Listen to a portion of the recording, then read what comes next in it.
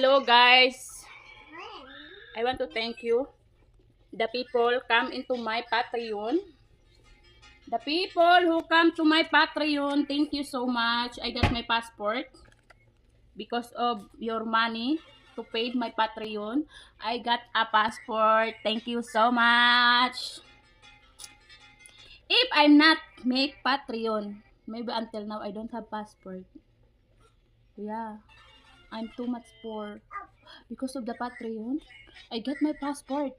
And if I have money again in the Patreon soon, I will get passport also to my baby. Where is my baby? Sayed! Yeah.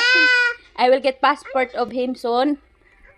Because I finished to get my passport. My son is my next plan to get a passport. Yee! I'm not good in English. What is this? What is this? Yeah.